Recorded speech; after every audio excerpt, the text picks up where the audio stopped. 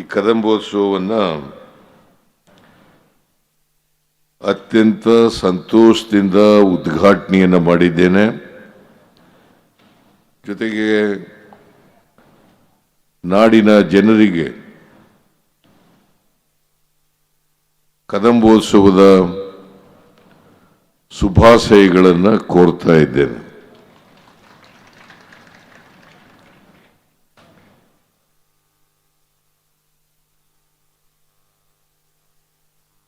ನಾವು ಇತಿಹಾಸವನ್ನು ನೋಡಿದಾಗ ಕನ್ನಡದ ಮೊದಲ ರಾಜಧಾನಿ ಬನವಾಸಿ ಅಂತೇಳಿ ನಾವು ನೋಡಲಿಕ್ಕೆ ಸಾಧ್ಯ ಆಗ್ತದೆ.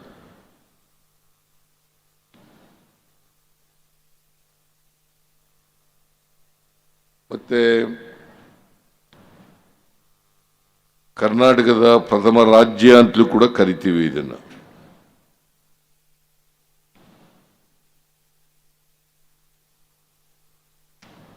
ಕ್ರಿಸ್ತಶಕ 345ರಲ್ಲಿ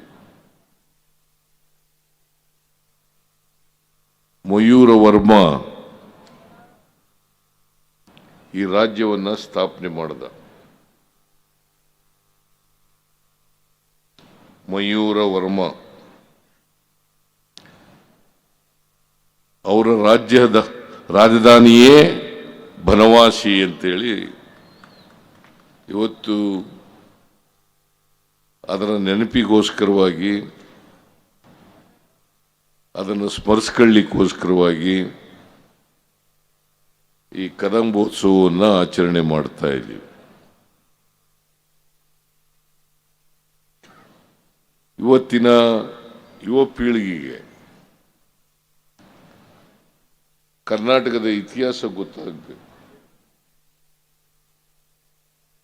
ನಮ್ಮ ಭಾಷೆಯ ಇತಿಹಾಸ ಗೊತ್ತಾಗಬೇಕು, ನಮ್ಮ ಸಂಸ್ಕೃತಿಯ ಇತಿಹಾಸ ಗೊತ್ತಾಗಬೇಕು, ನಮ್ಮ ಕಲೆಯ ಇತಿಹಾಸ ಗೊತ್ತಾಗಬೇಕು.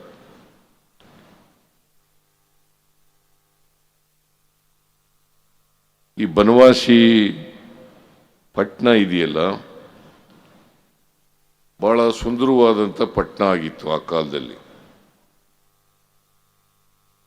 ಅದಕ್ಕೋಸ್ಕರನೇ ಆದಿಕವಿ ಪಂಪ ಏನಾದರೂ ಮುಂದಿನ ಜನ್ಮದಲ್ಲಿ ಹುಟ್ಟೋದಾದರೆ ದುಂಬಿಯಾಗಾದರೂ ಕೂಡ ಬನವಾಸಿನಲ್ಲಿ ಹುಟ್ಟಬೇಕು ಅಂತ ಹೇಳ್ತಾರೆ. ಮತ್ತೆ ಜನ್ಮ ತಾಳೋದಾದರೆ ಹುಟ್ಟಬೇಕು ಅಂತ ಹೇಳ್ತಾರೆ. ಬಸವಾದಿ ಶರಣರ ಪ್ರಕಾರ ಹಿಂದಿನ ಜನ್ಮ ಮುಂದಿನ ಜನ್ಮ ಇಲ್ಲ, ಒಂದೇ ಜನ್ಮ. ಬಸವಾದಿ ಶರಣರು ದೇವರ ಅಸ್ತಿತ್ವವನ್ನು ಸತ್ಯವೇ ದೇವರು ಅಂತ ಹೇಳ್ತಾರೆ, ಸತ್ಯವೇ ಸ್ವರ್ಗ, ಮಿಥ್ಯವೇ ನರಕ ಅಂತ ಹೇಳ್ತಾರೆ. ಅಯ್ಯ ಎಂದರೆ ಸ್ವರ್ಗ, ಎಲ್ಲವೋ ಎಂದರೆ ನರಕ. ಅಯ್ಯ ಅಂತ ಹೇಳಿದ್ರೆ ಅದು ಸ್ವರ್ಗ, ಎಲ್ಲವೋ ಎಂದರೆ ನರಕ. ಇದನ್ನ ಪ್ರತಿಯೊಬ್ಬರು ಕೂಡ ಜೀವನದಲ್ಲಿ ಅಳವಡಿಸ್ಕೊಳ್ತಕ್ಕಂಥ ಪ್ರಯತ್ನವನ್ನು ಮಾಡಬೇಕು. ಮನುಷ್ಯನ ನಡುವೆ ದ್ವೇಷ ಇರಬಾರದು,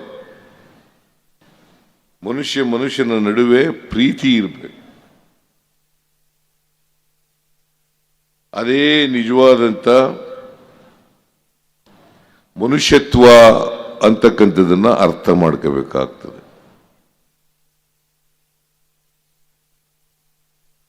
ಅದಕ್ಕೆ ಆದಿಕವಿ ಪಂಪ ಏನಂತ ಹೇಳ್ತಾರೆ ಅಂತಂದ್ರೆ, ಮನುಷ್ಯ ಜಾತಿ ತಾನೊಂದೇ ಒಲಂ, ಮನುಷ್ಯ ಜಾತಿ ತಾನೊಂದೇ ಒಲಂ ಅಂತ ಹೇಳ್ತಾರೆ. ಆದಿಕವಿ ಪಂಪ ಹೇಳಿರ್ತಕ್ಕಂಥ ಮಾತು, ಮನುಷ್ಯ ಜಾತಿ ತಾನೊಂದೇ ಒಲಂ ಅಂತ ಹೇಳ್ತಾರೆ. ಆ ಕಾಲದಲ್ಲಿ ನಾವ್ರನ್ನ ಆದಿಕವಿ ಅಂತ ಕರಿತೀವಿ, ಪಂಪ ಅವರನ್ನ. ಸೊ ನಾವೆಲ್ಲರೂ ಕೂಡ ಮನುಷ್ಯರು, ಮೂಲತಃ ಮನುಷ್ಯರು. ಕೆಲವು ಸ್ವಾರ್ಥಿಗಳು ಮನುಷ್ಯರನ್ನ ವಿಂಗಡಣೆ ಮಾಡಿ, ಜಾತಿಗಳನ್ನಾಗಿ ಮಾಡಿ, ಧರ್ಮಗಳನ್ನ ಹುಟ್ಟಾಕಿ, ಸೊ ಮನುಷ್ಯರನ್ನ ವಿಭಜನೆ ಮಾಡ್ತಕ್ಕಂಥ ಕೆಲಸವನ್ನು ಮಾಡ್ತಾರೆ. ನಾವು ಯಾವುದೇ ಜಾತಿಗೆ ಸೇರಿರಲಿ, ಯಾವುದೇ ಧರ್ಮಕ್ಕೆ ಸೇರಿರಲಿ, ನಾವೆಲ್ಲ ಮನುಷ್ಯರು ಅಂತಕ್ಕಂಥದ್ದನ್ನ ತಿಳ್ಕೋಬೇಕಾಗ್ತದೆ. ಅದಕ್ಕೆ ನಮ್ಮ ಇತಿಹಾಸನ ಪ್ರತಿಯೊಬ್ಬರು ಕೂಡ ತಿಳ್ಕೋಬೇಕು. ಮಹಾತ್ಮ ಗಾಂಧಿ ಅಂಬೇಡ್ಕರ್ ಅವರು, ಬಾಬಾ ಸಾಹೇಬ್ ಅಂಬೇಡ್ಕರ್ ಅವರು ಏನು ಹೇಳ್ತಾರೆ ಅಂತಂದ್ರೆ, ಯಾರಿಗೆ ಇತಿಹಾಸ ಗೊತ್ತಿಲ್ಲ ಅವ್ರು ಯಾರು ಕೂಡ ಭವಿಷ್ಯ ನಿರ್ಮಾಣ ಮಾಡಲಿಕ್ಕೆ ಸಾಧ್ಯ ಇಲ್ಲ. ಯಾರಿಗೆ ಇತಿಹಾಸ ಗೊತ್ತಿರ್ತದೆ ಅವ್ರು ಮಾತ್ರ ಭವಿಷ್ಯ ನಿರ್ಮಾಣ ಮಾಡಲಿಕ್ಕೆ ಸಾಧ್ಯ ಆಗ್ತದೆ. ಅದಕ್ಕೋಸ್ಕರ ನಾವು ಇತಿಹಾಸನ ತಿಳ್ಕೋಬೇಕಾಗ್ತದೆ, ಚರಿತ್ರೆಯನ್ನು ತಿಳ್ಕೋಬೇಕಾಗ್ತದೆ. ಇಂಥ ಉತ್ಸವಗಳನ್ನು ಆಚರಣೆ ಮಾಡೋದು ಯಾಕಪ್ಪ ಅಂತಂದ್ರೆ, ನಮ್ಮ ಯುವ ಪೀಳಿಗೆಗೆ ಅಂದಿನ ಸಾಹಿತ್ಯ, ಸಂಸ್ಕೃತಿ, ಕಲೆ, ಜನಜೀವನ, ಅವತ್ತಿದ್ದಂಥ ಸಾಮಾಜಿಕ ವ್ಯವಸ್ಥೆ, ಆರ್ಥಿಕ ವ್ಯವಸ್ಥೆ, ಇವೆಲ್ಲವನ್ನು ಕೂಡ ಪರಿಚಯಿಸಲಿಕ್ಕೋಸ್ಕರವಾಗಿ ಇಂಥ ಉತ್ಸವಗಳನ್ನು ನಾವು ಆಚರಣೆ ಮಾಡೋದು. ಇಂಥ ಉತ್ಸವಗಳನ್ನು, ಅನೇಕ ಉತ್ಸವಗಳನ್ನು ರಾಜ್ಯದಲ್ಲಿ ನಾವು ಆಚರಣೆ ಮಾಡ್ತೀವಿ. ಅನೇಕ ಸಮಾಜ ಸುಧಾರಕರ ಜನ್ಮ ಜಯಂತಿಯನ್ನು ಆಚರಣೆ ಮಾಡ್ತೀವಿ. ಯಾಕಪ್ಪ ಅಂತಂದ್ರೆ, ಯುವಕರು ಇದರಿಂದ ಪ್ರೇರಣೆಯನ್ನು ಪಡ್ಕೋಬೇಕು. ಅವರ ತತ್ವ ಆದರ್ಶಗಳು ಏನಿದ್ದೋ ಜೀವನದಲ್ಲಿ, ಆ ತತ್ವ ಆದರ್ಶಗಳನ್ನ ನಾವು ಪಾಲನೆ ಮಾಡ್ತಕ್ಕಂಥ ಪ್ರಯತ್ನವನ್ನು ಮಾಡಬೇಕು. ಆ ದಾರಿನಲ್ಲಿ ನಡೀತಕ್ಕಂಥ ಪ್ರಯತ್ನವನ್ನು ಮಾಡಬೇಕು. ಅದೇ ನಾವು ಆ ಎಲ್ಲ ಸಮಾಜ ಸುಧಾರಕರಿಗೆ ಸಲ್ಲಿಸ್ತಕ್ಕಂಥ ಗೌರವ ಅಂತಕ್ಕಂಥ ಮಾತುಗಳನ್ನು ಹೇಳಲಿಕ್ಕೆ ಬಯಸ್ತಾ ಇದ್ದೇನೆ. ಬರೀ ಅವರನ್ನ ಬಾಯಿ ಮಾತಿನಲ್ಲಿ ಹೊಗಳಿದ್ರೆ ಪ್ರಯೋಜನ ಆಗೋದಿಲ್ಲ. ಅವ್ರು ಯಾತಕ್ಕೋಸ್ಕರ ಬದುಕಿದ್ರು, ಅವರ ಜೀವನದ ಉದ್ದೇಶ ಏನಿತ್ತು, ಅವರ ಬದುಕಿನಲ್ಲಿ ಏನನ್ನ ಸಾಧನೆ ಮಾಡಿದ್ರು, ಆ ಸಾಧನೆಗಳನ್ನು ನಾವು ಅರ್ಥ ಮಾಡ್ಕೊಂಡು ಅದರಂತೆ ನಡೀತಕ್ಕಂಥ ಪ್ರಯತ್ನವನ್ನು ಮಾಡಬೇಕು.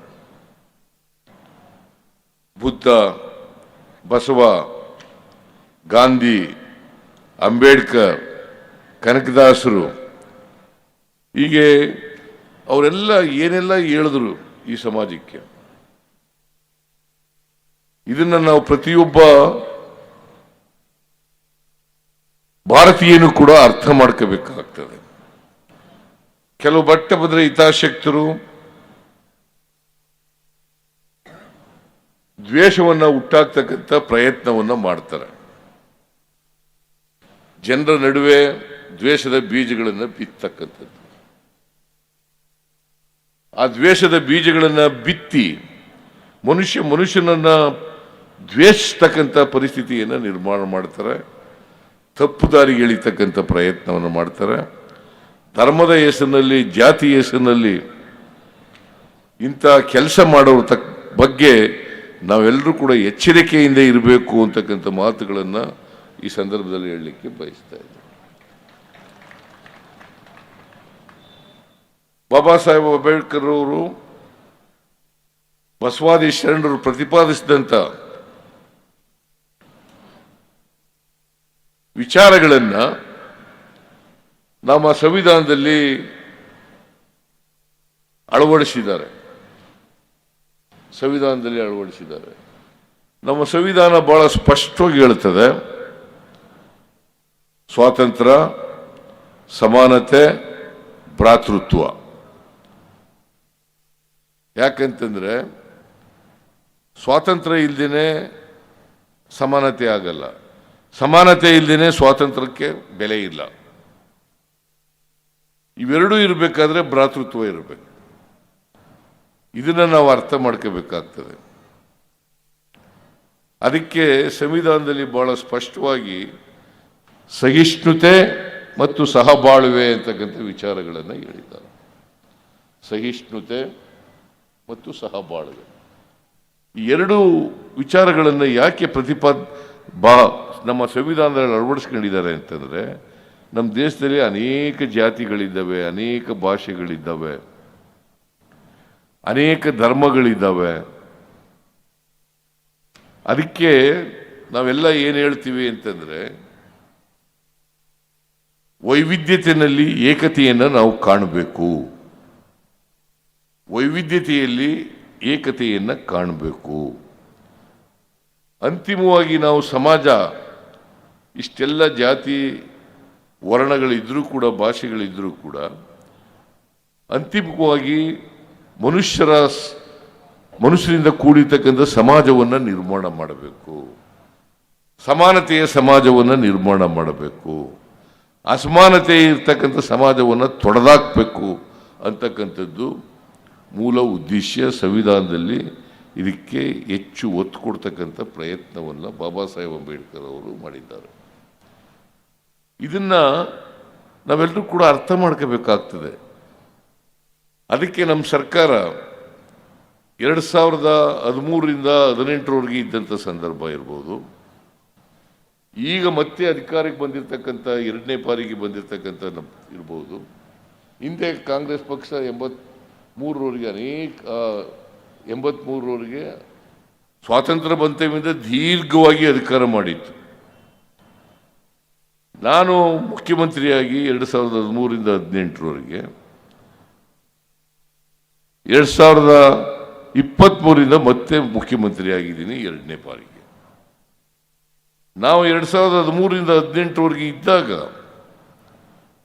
ಜನರಿಗೆ 165 ಭರವಸೆಗಳನ್ನು ಕೊಟ್ಟು 158 ಭರವಸೆಗಳನ್ನು ಈಡೇರಿಸಿದ್ದೀವಿ. 158 ಭರವಸೆಗಳನ್ನು ಈಡೇರಿಸಿ. ನಾನು ಯಾಕೆ ಈ ಮಾತನ್ನು ಹೇಳ್ತಾ ಇದ್ದೀನಿ ಅಂತಂದ್ರೆ, ಜನರಿಗೆ ನಾವು ಏನು ಮಾತು ಕೊಡ್ತೀವಿ ಆ ಮಾತನ್ನ ಈಡೇರಿಸ್ತಕ್ಕಂಥ ಪ್ರಯತ್ನವನ್ನು ಮಾಡಬೇಕು. ಬಸವಾದಿ ಶರಣರು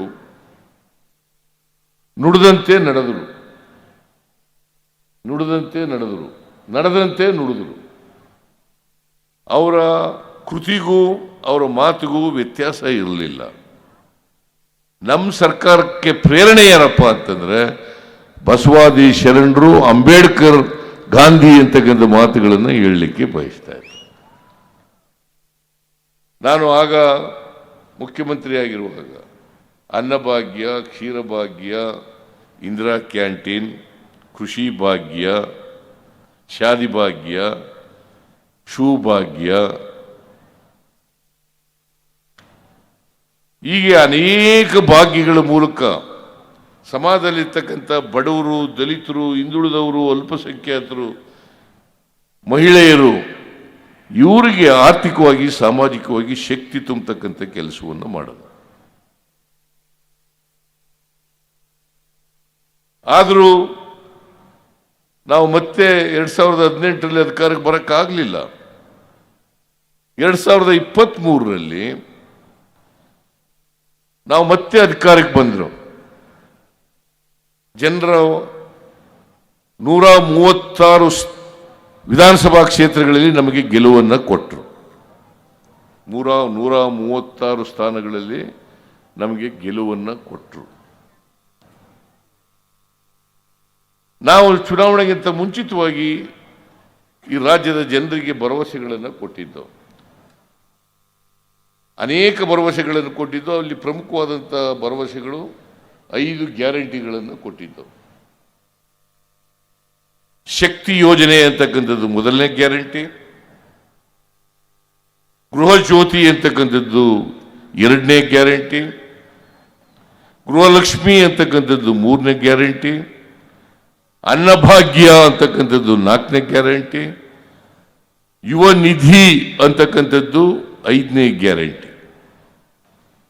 ನಾವು ಅಧಿಕಾರಕ್ಕೆ ಬಂದ ತಕ್ಷಣ ಈ 5 ಗ್ಯಾರಂಟಿಗಳನ್ನು ಈಡೇರಿಸ್ತೇವೆ, ಜನತೆಗೆ ಕೊಟ್ಟಿರ್ತಕ್ಕಂಥ ವಚನಗಳನ್ನು ನಾವು ಜಾರಿಗೊಳಿಸ್ತೇವೆ, ನುಡಿದಂತೆ ನಡೀತೇವೆ ಅಂತಕ್ಕಂಥ ಮಾತುಗಳನ್ನು ಹೇಳಿದ್ದು. ನಾವು ಅಧಿಕಾರಕ್ಕೆ ಬಂದು 9 ತಿಂಗಳಾಯಿತು. ಈಗಾಗಲೇ ಎಲ್ಲ 5 ಗ್ಯಾರಂಟಿಗಳನ್ನು ಕೂಡ ಜಾರಿ ಕೊಟ್ಟಿದ್ದೇವೆ ಅಂತಕ್ಕಂಥ ಮಾತುಗಳನ್ನು ಹೆಮ್ಮೆಯಿಂದ ನಿಮಗೆ ತಿಳಿಸಲಿಕ್ಕೆ ಬಯಸ್ತಾ ಇದ್ದೆ. ಒಬ್ಬರು ಕೂತಿದ್ದಾರೆ, ಅವ್ರಿಗೂ ಇದೆಲ್ಲ ಗೊತ್ತಾಗಿದೆ. 5 ಗ್ಯಾರಂಟಿಗಳನ್ನು ಜಾರಿ ಕೊಟ್ಟಿರ್ತಕ್ಕಂಥದ್ದು ಗೊತ್ತಾಗಿದೆ, ಅವರಿಗೆ ಗೊತ್ತಿದೆ. 5 ಗ್ಯಾರಂಟಿಗಳನ್ನು ಕೂಡ ಜಾರಿ ಕೊಟ್ಟಿದ್ದೀವಿ. ಪ್ರತಿದಿನ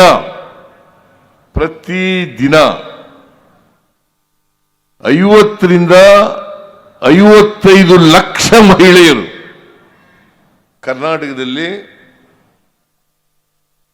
ಸರ್ಕಾರಿ ಬಸ್ಸುಗಳಲ್ಲಿ ಫ್ರೀಯಾಗಿ ಉಚಿತವಾಗಿ ಪ್ರಯಾಣ ಮಾಡ್ತಕ್ಕಂಥ ಕಾರ್ಯಕ್ರಮನೇ ಶಕ್ತಿ ಯೋಜನೆ.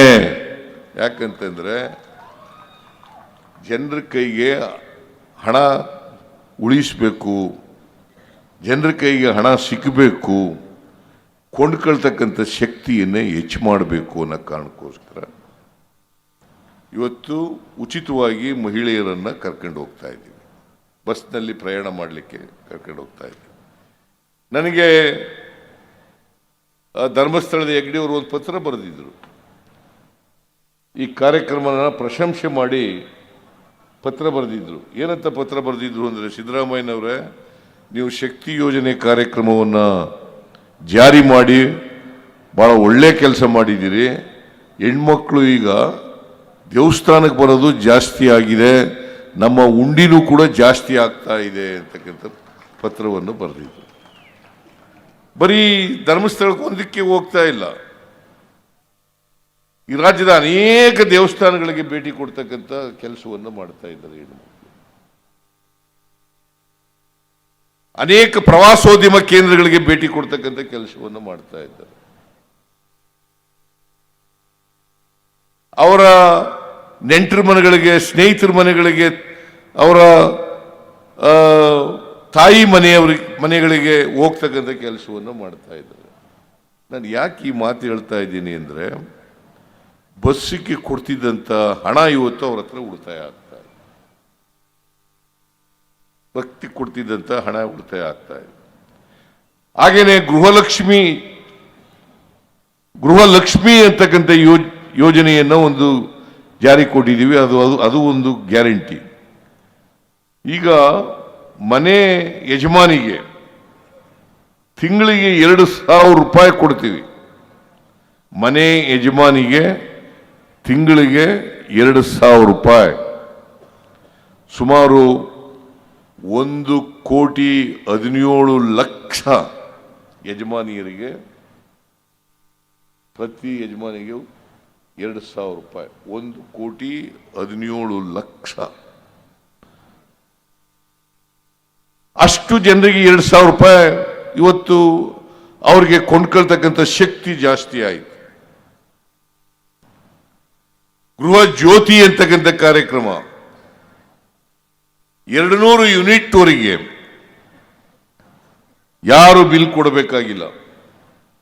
ವಿದ್ಯುತ್ ಶಕ್ತಿ ಬಳಕೆ ಯಾರು ಮಾಡ್ತಾರೆ 200 ಯೂನಿಟ್ ವರೆಗೆ, ಅವ್ರು ಯಾರು ಕೂಡ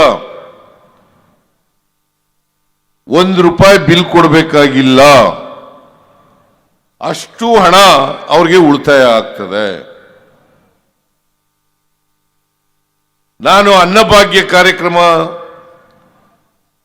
ಜಾರಿ ಕೊಟ್ಟಿದ್ದೀವಿ. ಹಿಂದೆ 5 kg ಅಕ್ಕಿ ಕೊಡ್ತಾ ಇದ್ರು, ಅವ್ರಿಗೆ ಹಿಂದಿನ ಸರ್ಕಾರ 5 kg ಅಕ್ಕಿ ಕೊಡ್ತಾ ಇದ್ರು.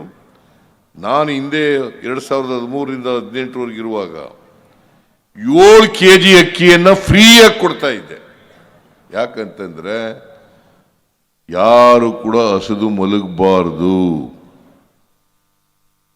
3 ಹೊತ್ತು ಊಟ, ಹೊಟ್ಟೆ ತುಂಬ ಊಟ ಮಾಡಲೇಬೇಕು. ಬರೀ ಶ್ರೀಮಂತರು ಊಟ ಮಾಡಿದ್ರೆ ಸಾಲದು. ಈ ನಾಡಿನ ಬಡವರು ಕೂಡ 3 ಹೊತ್ತು ಊಟ ಮಾಡಲೇಬೇಕು ಅಂತೇಳಿ ಕರ್ನಾಟಕವನ್ನು ಹಸಿವು ಮುಕ್ತ ರಾಜ್ಯವನ್ನಾಗಿ ಮಾಡಬೇಕು ಅಂತೇಳಿ ನಾನು 7 kg ಅಕ್ಕಿಯನ್ನು ಫ್ರೀಯಾಗಿ ಕೊಡ್ತಾ ಇದ್ದೆ. ಅದನ್ನು 5 kg ಮಾಡಿಬಿಟ್ರು ಹಿಂದಿನ ಸರ್ಕಾರ. ನಾವು ಮಾತು ಕೊಟ್ಟಿದ್ದೆವು ಜನರಿಗೆ, ನಾವು ಅಧಿಕಾರಕ್ಕೆ ಬಂದರೆ 5 kg ಜೊತೆಗೆ ಇನ್ನೂ 5 kg ಕೊಡ್ತೀವಿ, ಇನ್ನೂ 5 kg ಕೊಡ್ತೀವಿ ಅಂತ ಹೇಳಿದ್ದು. ಆದರೆ ಅಕ್ಕಿ ಸಿಕ್ಕಲಿಲ್ಲ, ಕೇಂದ್ರ ಸರ್ಕಾರ ಕೊಡಲಿಲ್ಲ. ಆದರೂ ನಾವು ಮಾತು ಕೊಟ್ಟಿದ್ದೀವಿ ಅಂತೇಳಿ 5 kgಗೆ ಎಷ್ಟು ದುಡ್ಡಾಗ್ತದೆ? 1 kgಗೆ 34 ರೂಪಾಯಿನಂತೆ, 5 kgಗೆ 170 ರೂಪಾಯಿ. 170 ರೂಪಾಯಿ, ಪ್ರತಿಯೊಬ್ಬರಿಗೆ 170 ರೂಪಾಯಿ ಕೊಡ್ತಾ ಇದ್ದೀವಿ. ಯುವ ನಿಧಿ ಕಾರ್ಯಕ್ರಮ ಯಾರು 2022-23ರಲ್ಲಿ ಪಾಸಾಗಿದ್ದಾರೆ ಗ್ರಾಜ್ಯುಯೇಟ್ಸ್ಗಳು, ಡಿಪ್ಲೊಮಾ ಹೋಲ್ಡರ್ಸ್ ಯಾರಿದ್ದಾರೆ, ಅವರಿಗೆ 6 ತಿಂಗಳಲ್ಲಿ ಕೆಲಸ ಸಿಕ್ಕದೆ ಹೋದರೆ 2 ವರ್ಷದವರೆಗೆ ಪದವೀಧರ ನಿರುದ್ಯೋಗಿಗಳಿಗೆ 3,000 ರೂಪಾಯಿ, ನಿರುದ್ಯೋಗಿ ಡಿಪ್ಲೊಮಾ ಹೋಲ್ಡರ್ಸ್ಗೆ 1,500 ರೂಪಾಯಿ ಕೊಡ್ತೀವಿ ಅಂತ ಹೇಳಿದ್ದು. ಅದನ್ನು ಕೂಡ ಜಾರಿ ಮಾಡಿದ್ದೀವಿ ಶಿವಮೊಗ್ಗದಲ್ಲಿ. ವಿವೇಕಾನಂದರ ಜನ್ಮದಿನ ಆಚರಣೆ ಮಾಡದಂಥ ಸಂದರ್ಭದಲ್ಲಿ ಶಿವಮೊಗ್ಗದಲ್ಲಿ ಅದನ್ನು ಜಾರಿ ಕೊಡ್ತಕ್ಕಂಥ ಕೆಲಸವನ್ನು ಮಾಡಿದ್ರು. ಸೊ ಹೀಗೆ 5 ಗ್ಯಾರಂಟಿಗಳನ್ನು ಮಾಡಿದ್ದೀವಿ. 1,20,00,000 ಕುಟುಂಬಗಳಿಗೆ, 1,20,00,000 ಕುಟುಂಬಗಳಿಗೆ 4,000 ರಿಂದ 5,000 ರೂಪಾಯಿ ಇವತ್ತು ಬರ್ತಾ ಇದೆ. ಹೌದಲ್ಲ? ಕೈ ಎತ್ತಿ ನೋಡೋಣ ಯಾರಿಗೆ ಬರ್ತಾ ಇದೆ ಅಂತ. ಹೆಣ್ಮಕ್ಳಿದಾರ? ಫ್ರೀಯಾಗಿ ಬಸ್ನಲ್ಲಿ ತಿರುಗಾಡ್ತಾ ಇದ್ದೀರಲ್ಲ?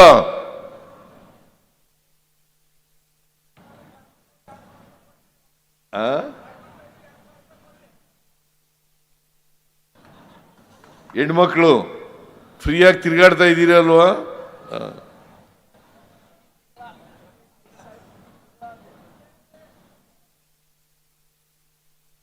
1,20,00,000 ಕುಟುಂಬಗಳಿಗೆ ಕರ್ನಾಟಕದಲ್ಲಿ 4,000 ರಿಂದ 5,000 ರೂಪಾಯಿ ಪ್ರತಿ ತಿಂಗಳು ಸಿಗ್ತಾ ಇದೆ. 4,000 ರಿಂದ 5,000 ರೂಪಾಯಿ. ಸುಮಾರು 4.5 ಕೋಟಿ ಜನ, 4.5 ಕೋಟಿ ಜನ ಇದರ ಉಪಯೋಗವನ್ನು ಪಡ್ಕೊಳ್ತಾ ಇದ್ದಾರೆ. ಹಿಂದೆ ಯಾವನಾರು ಮಾಡಿದ್ರ? ಯಾಕಂತಂದ್ರೆ ನಮ್ಮ ಸಮಾಜದಲ್ಲಿ ಅಸಮಾನತೆ ಇದೆ.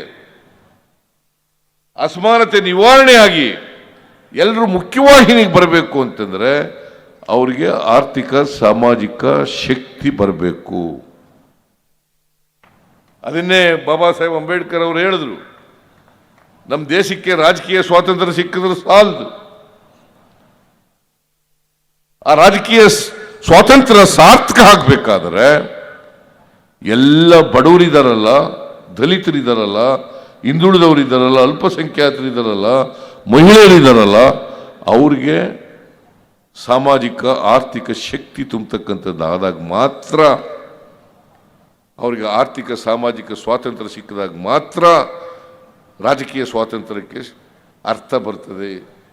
ಇಲ್ಲಿಯವರೇ ಅರ್ಥ ಬರಲ್ಲ ಅಂತಕ್ಕಂಥ ಮಾತು. ಅದಕ್ಕೆ ಬಾಬಾ ಸಾಹೇಬ್ ಅಂಬೇಡ್ಕರ್ ಇನ್ನೂ ಒಂದು ಹೆಜ್ಜೆ ಮುಂದೆ ಹೋಗಿ ರಾಜಕೀಯ ಪ್ರಜಾಪ್ರಭುತ್ವ, ಸಾಮಾಜಿಕ ಪ್ರಜಾಪ್ರಭುತ್ವದ ತಳಹದಿಯ ಮೇಲೆ ನಿಂತಾಗ ಮಾತ್ರ ಆ ಸೌಧ ಉಳಿಲಿಕ್ಕೆ ಸಾಧ್ಯ ಆಗ್ತದೆ. ಇಲ್ಲದ್ರೆ ಉಳಿಲಿಕ್ಕೆ ಸಾಧ್ಯ ಆಗಲ್ಲ. ಈ ದಿಕ್ಕಿನಲ್ಲಿ ನಾವು ಕಾರ್ಯಪ್ರವೃತ್ತರಾಗಿದ್ದೇವೆ. ಇವತ್ತು ಬಡವರು ಉದ್ಧಾರ ಆಗಬೇಕಾದ್ರೆ ಅವ್ರಿಗೆ ಆರ್ಥಿಕ ಸಾಮಾಜಿಕ ಕಾರ್ಯಕ್ರಮಗಳನ್ನು ಕೊಟ್ಟಾಗ ಮಾತ್ರ ಬಡವರು ಉದ್ಧಾರ ಆಗಲಿಕ್ಕೆ ಸಾಧ್ಯ ಆಗ್ತದೆ, ಅವರು ಮುಖ್ಯವಾಹಿನಿಗೆ ಬರಲಿಕ್ಕೆ ಸಾಧ್ಯ ಆಗ್ತದೆ. ಧರ್ಮ ಹೇಳಿದ್ರೆ, ಜಾತಿ ದ್ವೇಷ ಬಿತ್ತಿದ್ರೆ ಅದರಿಂದ ಉದ್ಧಾರ ಆಗಕ್ಕೆ ಸಾಧ್ಯ ಆಗಲ್ಲ. ಅದರಿಂದ ಉದ್ಧಾರ ಆಗಕ್ಕೆ ಸಾಧ್ಯ ಆಗ್ತದ? ಜಾತಿ ಹೇಳ್ಕೊಂಡು ಹೋದ್ರೆ, ಧರ್ಮಗಳ ನಡುವೆ ಬೆಂಕಿ ಹಚ್ಚತಕ್ಕಂಥ ಕೆಲಸ ಮಾಡಿದ್ರೆ, ಜಾತಿ ದ್ವೇಷವನ್ನು ಉಂಟು ಮಾಡಿದ್ರೆ ಸಮಾಜದಲ್ಲಿ ಬದಲಾವಣೆ ಆಗಲಿಕ್ಕೆ ಸಾಧ್ಯ ಇಲ್ಲ. ಈ ಕಾರಣಕ್ಕೋಸ್ಕರ ಬದಲಾವಣೆ ಆಗಬೇಕು.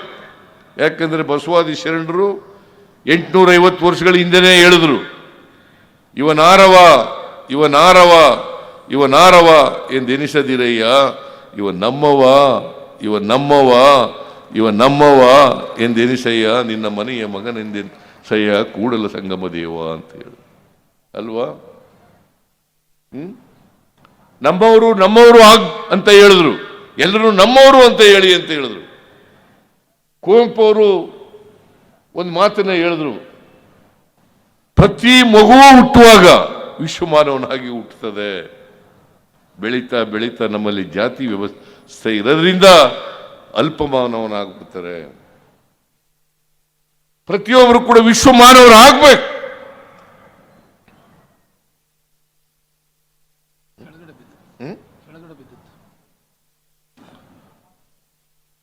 ವಿಶ್ವಮಾನವರು ಆಗ್ಲಿಕ್ಕೆ ಸಾಧ್ಯ ಆಗದೆ ಹೋದರೆ ಆ ದಾರಿನಲ್ಲಿ ನಡೀತಕ್ಕಂಥ ಪ್ರಯತ್ನವನ್ನು ಮಾಡಬೇಕು. ಇದು ಕುವೆಂಪು ಅವರು ಹೇಳಿದಂತ ಮಾತು.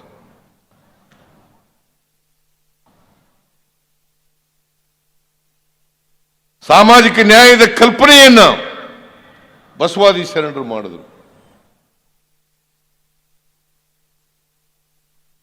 ಸಮಾಜದ ಕಲ್ಪನೆಯನ್ನ ಬಸವಾದಿ ಶರಣರು ಮಾಡಿದರು. ಪ್ರಜಾತಂತ್ರದ ವ್ಯವಸ್ಥೆಯನ್ನ ಬಸವಾದಿ ಶರಣರು ಮಾಡಿದರು. ಇವತ್ತು ನಾವು ನೋಡ್ತಾ ಇರ್ತಕ್ಕಂಥ ಪಾರ್ಲಿಮೆಂಟು, ವಿಧಾನಸಭೆ, ಇವುಗಳನ್ನ ಅವತ್ತೇ ಅನುಭವ ಮಂಟಪದ ಮೂಲಕ ಮಾಡಿ ತೋರಿಸಿದ್ರು. ಇವತ್ತಿನ ಪಾರ್ಲಿಮೆಂಟ್ ಇದೆಯಲ್ಲ, ಅಸೆಂಬ್ಲಿ ಇದೆಯಲ್ಲ, ಅವತ್ತೇ ಬಸವಾದಿ ಶರಣರು ಅನುಭವ ಮಂಟಪವನ್ನು ಮಾಡಿದರು. ಅನುಭವ ಮಂಟಪದಲ್ಲಿ ಕೆಳಜಾತಿಯವರು ಅವರ ಅಭಿಪ್ರಾಯವನ್ನು ವ್ಯಕ್ತ ಮಾಡ್ತಕ್ಕಂಥ ಅವಕಾಶವನ್ನು ಕಲ್ಪಿಸಿಕೊಟ್ಟಿದ್ರು. ಮಹಿಳೆಯರು ತಮ್ಮ ಅಭಿಪ್ರಾಯವನ್ನು ಹೇಳ್ತಕ್ಕಂಥ ಅವಕಾಶವನ್ನು ಕಲ್ಪಿಸಿಕೊಟ್ಟಿದ್ರು. ಅಂದು ನಮ್ಮ ಸಮಾಜ ವರ್ಟಿಕಲ್ ಆಗಿತ್ತು. ಒಬ್ಬರ ಮೇಲೊಬ್ಬರನ್ನ ಕುಳ್ಳಿಸ್ಬಿಟ್ಟಿದ್ರು. ಮೇಲ್ಗಡೆಯವನು ಶ್ರೇಷ್ಠ, ಕೆಳಗಡೆಯವನು ಕೀಳು ಅಂತಕ್ಕಂಥ ಭಾವನೆಯನ್ನ ಬೆಳೆಸ್ತಕ್ಕಂಥ ಪ್ರಯತ್ನವನ್ನು ಮಾಡಿದರು. ಅದಕ್ಕೆ ಬಸವಾದಿ ಶರಣರು ಆ ವರ್ಟಿಕಲ್ ಸೊಸೈಟಿ ಇತ್ತಲ್ಲ, ಅದನ್ನ ಧ್ವಂಸ ಮಾಡಿ ಆರಿಜಾಂಟಲ್ ಸೊಸೈಟಿ ಆಗಬೇಕು ಅಂತೇಳಿ ಪ್ರಯತ್ನವನ್ನು ಮಾಡಿದ್ರು. ಆರಿಜಾಂಟಲ್, ಈಗ ನಾವು ಹೆಂಗೆ ಕೂತಿದ್ದೀವಿ, ಇಲ್ಲಿ ಎಲ್ಲ ಜಾತಿಯವರು, ಎಲ್ಲ ಧರ್ಮದವರು ಹೆಂಗೆ ಕೂತಿದ್ದೀವಿ, ಹಾಗೆ ಸಮಾನವಾಗಿ ಕೂತ್ಕೊಳ್ತಕ್ಕಂಥ ಕೆಲಸವನ್ನ ಬಸವಾದಿ ಶರಣರು ಮಾಡಿದ್ರು. ಅದರಲ್ಲಿ ನಂಬಿಕೆ ಇಟ್ಕೊಂಡು ಇವತ್ತು ಆರಿಜಾಂಟಲ್ ಆಗಿರ್ತಕ್ಕಂಥ ಸಮಾಜ ಆಗಬೇಕು. ಮೇಲು ಕೀಳು ಹೋಗ್ಬೇಕು, ಬಡವ ಶ್ರೀಮಂತ ಹೋಗ್ಬೇಕು. ಅದಕ್ಕೆ ಬಸವಾದಿ ಶರಣರು ಬಹಳ ಮಹತ್ವವಾದಂಥ ಮೌಲ್ಯಗಳನ್ನು ನಮಗೆ ಕೊಟ್ಟೋಗಿದ್ದಾರೆ. ಕಾಯಕ ಮತ್ತು ದಾಸೋಹ. ಕಾಯಕ ಮತ್ತು ದಾಸೋಹ. ಕಾಯಕ ಅಂತಂದ್ರೆ ಇಂಗ್ಲಿಷ್ನಲ್ಲಿ ಪ್ರೊಡಕ್ಷನ್, ಉತ್ಪಾದನೆ. ದಾಸೋಹ ಅಂತಂದ್ರೆ ಡಿಸ್ಟ್ರಿಬ್ಯೂಷನ್, ಉತ್ಪಾದನೆ ಮತ್ತು ಹಂಚಿಕೆ ಮಾಡ್ಕೊಳ್ತಕ್ಕಂಥದ್ದು. ಪ್ರತಿಯೊಬ್ಬರು ಕೂಡ ಈ ದೇಶದ ಉತ್ಪಾದನಾ ಪ್ರಕ್ರಿಯೆಯಲ್ಲಿ ಭಾಗವಹಿಸಬೇಕು. ಉತ್ಪಾದನೆ ಆದಂತ ಸಂಪತ್ತನ್ನು ಹಂಚಿಕೆ ಮಾಡ್ಕೋಬೇಕು. ಅದೇ ಕಾಯಕ ಮತ್ತು ದಾಸೋಹ. ಕೆಲವೇ ಜನರ ಕೈನಲ್ಲಿ ಆಸ್ತಿ ಶೇಖರಣೆ ಆದರೆ, ಬಡವರು ದುಡಿತಕ್ಕಂಥ ವರ್ಗ ಆದರೆ ಆ ಸಮಾಜದಲ್ಲಿ ಸಮಾನತೆ ತರಲಿಕ್ಕೆ ಸಾಧ್ಯ ಇಲ್ಲ.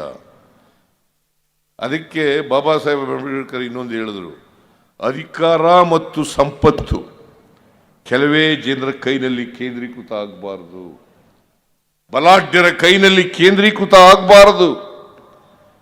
ಅಧಿಕಾರ ಮತ್ತು ಸಂಪತ್ತು ಕೆಲವೇ ಜನರಲ್ಲಿ ಕೇಂದ್ರೀಕೃತ ಆದರೆ ಅಲ್ಲಿ ಸಮಾನತೆ ಬರಲಿಕ್ಕೆ ಸಾಧ್ಯ ಇಲ್ಲ, ಸಾಮಾಜಿಕ ನ್ಯಾಯ ಆಗಲಿಕ್ಕೆ ಸಾಧ್ಯ ಇಲ್ಲ. ಇದನ್ನ ಪ್ರತಿಪಾದನೆ ಮಾಡಿದ್ರು. ಇದರಲ್ಲಿ ನಮ್ಮ ಸರ್ಕಾರ ನಂಬಿಕೆ ಇಟ್ಕೊಂಡಿರ್ತಕ್ಕಂಥದ್ದು, ಈ ದಾರಿನಲ್ಲಿ ನಾವು ಹೆಜ್ಜೆಯನ್ನು ಇಡ್ತಕ್ಕಂಥದ್ದು. ಅದಕ್ಕೋಸ್ಕರ ನಾವು ಇವತ್ತು ತಿಂಗಳಿಗೆ 4,000-5,000 ರೂಪಾಯಿಗಳನ್ನು ಮಹಿಳೆಯರಿಗೆ, ಬಡವರಿಗೆ, ದಲಿತರಿಗೆ, ಹಿಂದುಳಿದವರಿಗೆ ಕೊಡ್ತಕ್ಕಂಥ ಕೆಲಸವನ್ನು ಮಾಡ್ತಾ ಇದ್ದೀವಿ.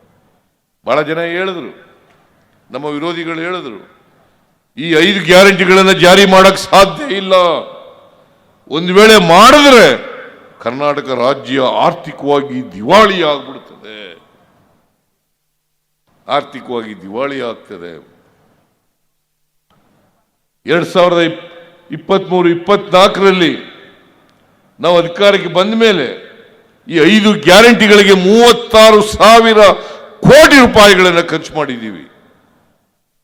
ಮುಂದಿನ ವರ್ಷ 24-25ಕ್ಕೆ ಸುಮಾರು 52,009 ಕೋಟಿ ರೂಪಾಯಿಗಳನ್ನು ಬಜೆಟ್ನಲ್ಲಿ ಇಟ್ಟಿದ್ದೇವೆ. 52,009 ಕೋಟಿ. ಎಲ್ಲ ರಾಜ್ಯದ ಅಭಿವೃದ್ಧಿಗೆ ಗ್ಯಾರಂಟಿಗಳು ಸೇರಿ 1,20,000 ಕೋಟಿ ರೂಪಾಯಿಗಳನ್ನು ಇಟ್ಟಿದ್ದೇವೆ. ಎಲ್ಲಿ ದಿವಾಳಿ ಆಗುತ್ತದೆ? ಬಡವರ ಕಾರ್ಯಕ್ರಮ ಮಾಡಿದ್ರೆ ದಿವಾಳಿ ಆಗ್ತದೆ, ಗ್ಯಾರಂಟಿಗಳನ್ನು ಜಾರಿ ಮಾಡಕ್ಕಾಗಲ್ಲ. ಯಾರು ಈ ತರದ ಆರೋಪಗಳನ್ನು ಮಾಡಿದ್ರು ಅವರೇ ಗ್ಯಾರಂಟಿ, ಆ ಪದ ಇದೆಯಲ್ಲ ಗ್ಯಾರಂಟಿ ಅನ್ನೋ ಪದ ಕದ್ದುಬಿಟ್ಟಿದ್ದಾರೆ, ಕದ್ದುಬಿಟ್ರು ಆ ಪದ. ಈಗ guarantee, Modi guarantee, Modi guarantee, Modi guarantee ಕದ್ದುಬಿಟ್ಟಿದ್ದಾರೆ. ನೋಡಿ ಹೆಂಗೆ ವಿಪರ್ಯಾಸ.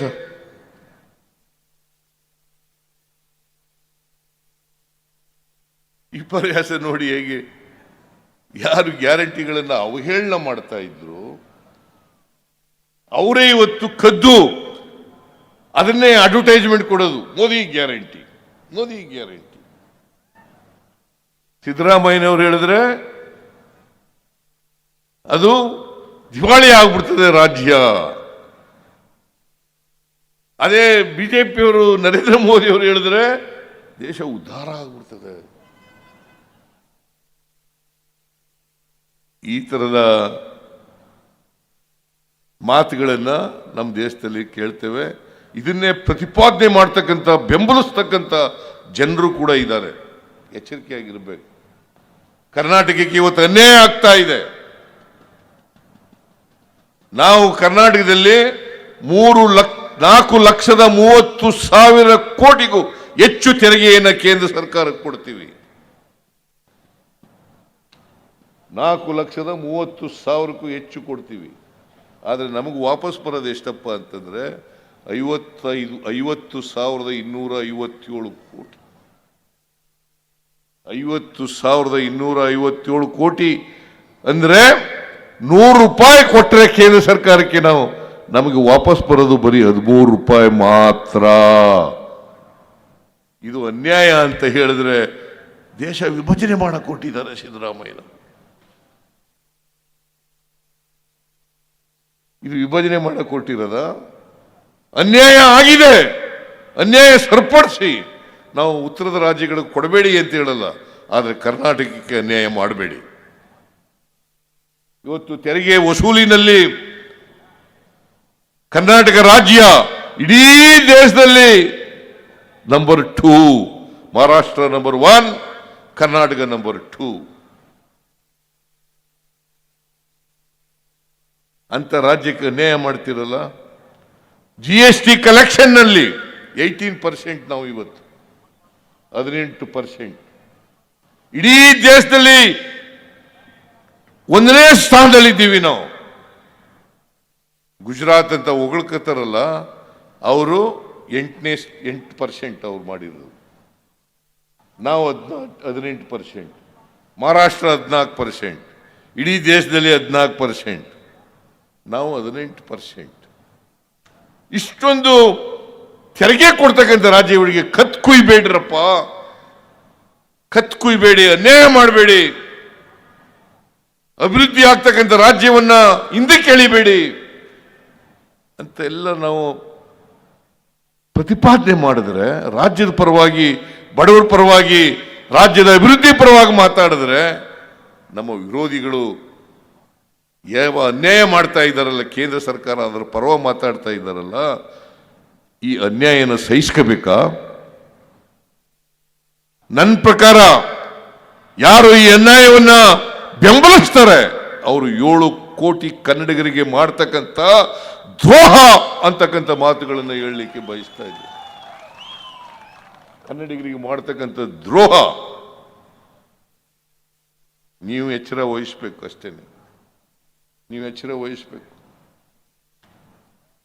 ಕರ್ನಾಟಕದಿಂದ 25 ಜನ ಎಂಪಿಗಳು ಹೋದ್ರು, ಒಂದೇ ಪಕ್ಷದಿಂದ. ಯಾವತ್ತಾರು ಕರ್ನಾಟಕಕ್ಕೆ ಆಗಿರ್ತಕ್ಕಂಥ ಅನ್ಯಾಯವನ್ನ ಬಾಯಿ ಬಿಟ್ಟಿದಾರ? ಇಲ್ಲಿ ಯಾವನ ಒಬ್ಬ ಅನಂತಕುಮಾರ್ ಹೆಗ್ಡೆ ಎಂಪಿ, ಕೇಂದ್ರದಲ್ಲಿ ಮಂತ್ರಿ ಆಗಿದ್ದವರು, ಒಂದು ದಿನ ಪಾರ್ಲಿಮೆಂಟ್ನಲ್ಲಿ ಮಾತಾಡಿದಾರ? ಇಲ್ಲಿ ಮಾತಾಡ್ತಾರೆ. ಈಗ ಒಂದು 2-3 ತಿಂಗಳಿಂದ ಇಲ್ಲಿವರೆಗೆ ಈಚೆಗೆ ಬಂದಿರಲಿಲ್ಲ. ಬಿಲಾಸ್ ಸೇರ್ಕೊಂಡ್ಬಿಟ್ಟಿದ್ರು.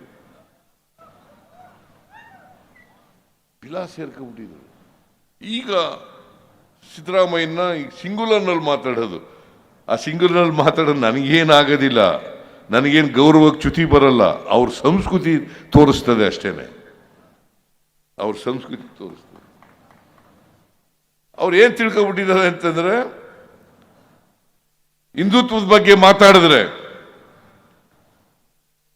ಧರ್ಮಗಳ ನಡುವೆ ಬೆಂಕಿ ಹಚ್ಚಿದ್ರೆ, ದ್ವೇಷ ಹುಟ್ಟತಕ್ಕಂಥ ಭಾಷೆ ಪ್ರಯೋಗ ಮಾಡಿದ್ರೆ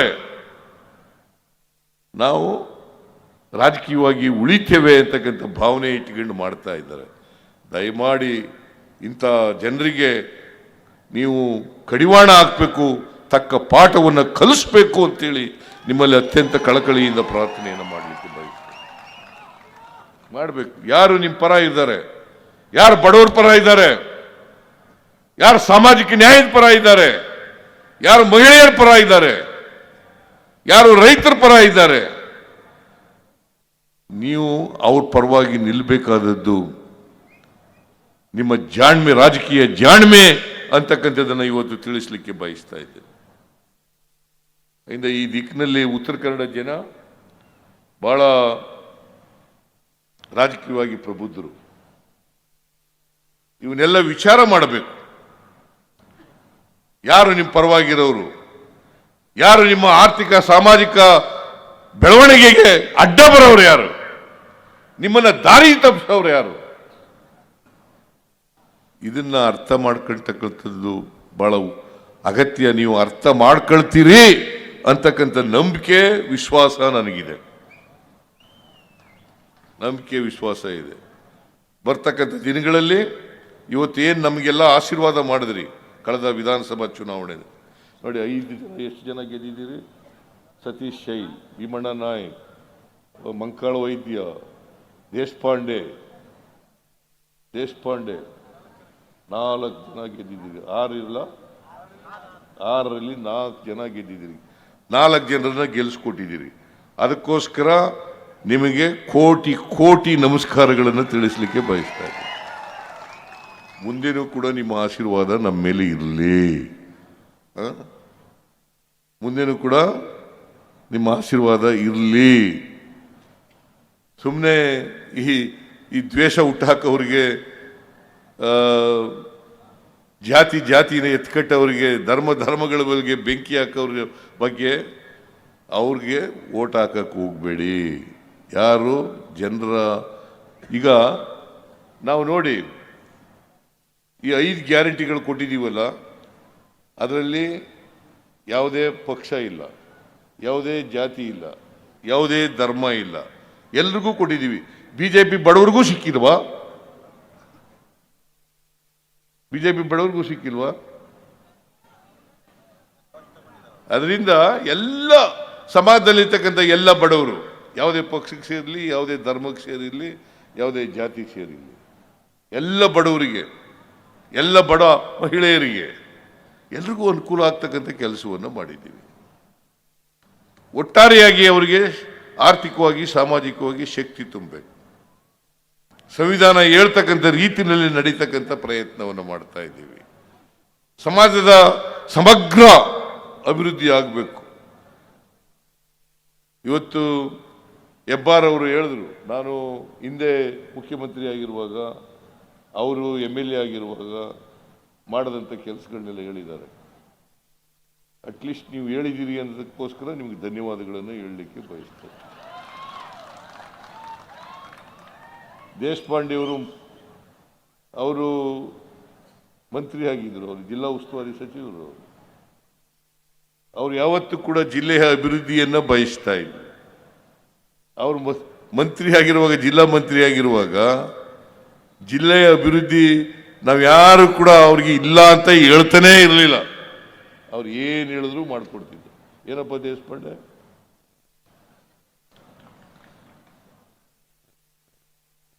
ನೋಡಿ, ಈಗ 9 ಸಾರಿ ಗೆದ್ದಿದೆಯಲ್ವಾ, ಇನ್ನು 10ನೇ ಸಾರಿನೂ ಗೆಲ್ತಿ ಅಂತ ಅನ್ಸುತ್ತೆ ನನಗೆ.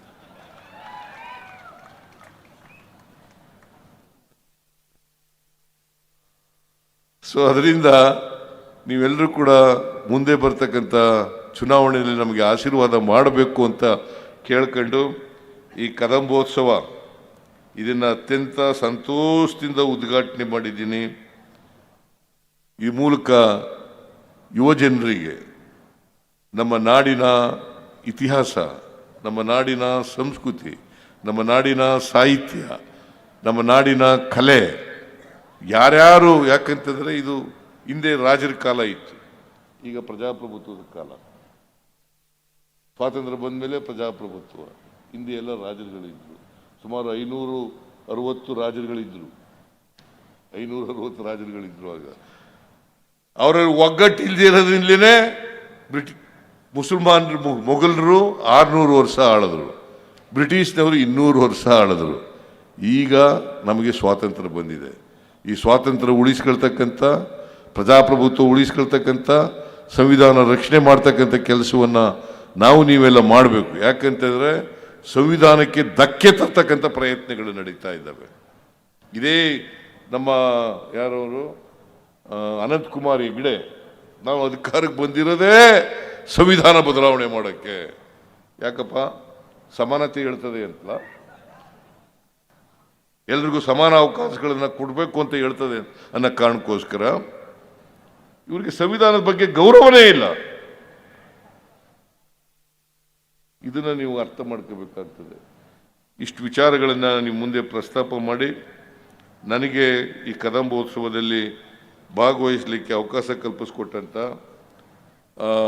ಜಿಲ್ಲೆಯ ಎಲ್ಲ ಮುಖಂಡರುಗಳಿಗೆ ಮತ್ತು ಸಂಘಟಕರಿಗೆ ಧನ್ಯವಾದಗಳನ್ನು ಹೇಳಿ, ನಿಮಗೆಲ್ಲ ನಮಸ್ಕಾರಗಳನ್ನು ಹೇಳಿ ನಾನು ಮಾತು ಮುಗಿಸ್ತೇನೆ. ಜೈ ಹಿಂದ್, ಜೈ ಕರ್ನಾಟಕ.